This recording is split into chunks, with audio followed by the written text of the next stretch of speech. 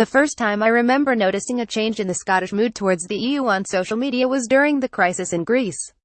There was a sense of anger among people who felt the mighty EU was bullying a small nation and leaving it to rot in austerity with utter disregard for people's lives, rights and livelihoods. There was also a fear among supporters of Scottish independence that Europe had the power to hold smaller countries to ransom, effectively compromising the right to self-determination. Now, Catalonia has become the latest issue to shine the spotlight of skepticism on the EU, and what relationship Scotland should have with Europe. Social media has been filled with images and videos from the region, showing police brutality on the day of Catalonia's independence vote, and during the rallies and demonstrations since. Catalans are using the freedom afforded to them by social media to highlight a deeply worrying stance from the Spanish government in the supposedly civilized West. Catalan President Carles Puigdemont is currently in Brussels as Spain prepares to issue a European arrest warrant for him, and a number of former ministers from the deposed Catalan government are in jail for daring to allow citizens a say in their own future. And the EU's response: nothing to do with us, gov, national sovereignty and all that jazz. At a time when the EU could use its position and influence to encourage common negotiations from Madrid, it doesn't want to be seen to be interfering. The Catalan people can go to hell, effectively.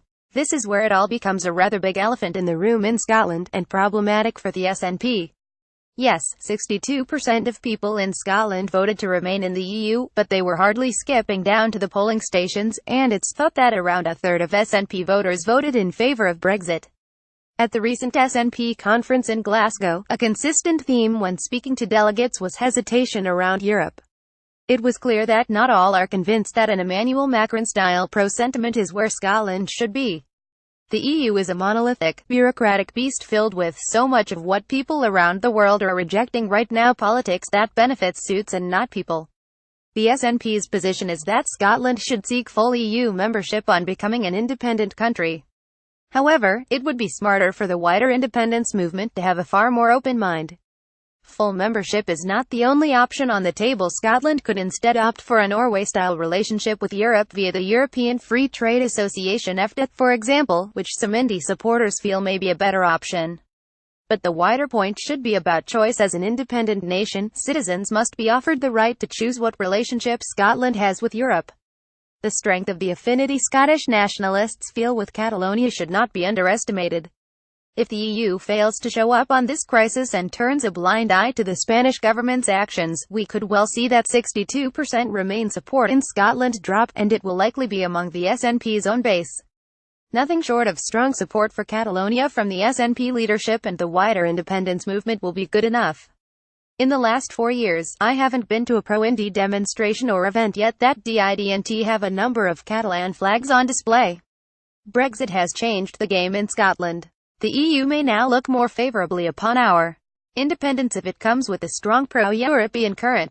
However, many nationalists are also well aware that if the UK was not leaving the EU, Europe's leaders may similarly have behaved in an unwelcoming way towards Scotland's right to self-determination as they now are with Catalonia's.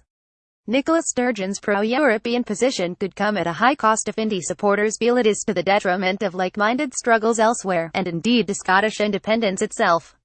If indie and EU membership become one and the same thing, does independence lose its very identity and purpose? The SNP must think deeply about where its priorities should lie when it comes to Europe, and consider whether it is interpreting the mood in Scotland correctly. The pro-indie polls didn't move as much as the SNP expected after the Brexit vote, and the crisis in Catalonia has somewhat darkened the pro-European mood in Scotland. The SNP cannot afford to appear meek towards the EU. It must be seen as a leader in standing up for Catalan rights, and for the very concept of self-determination.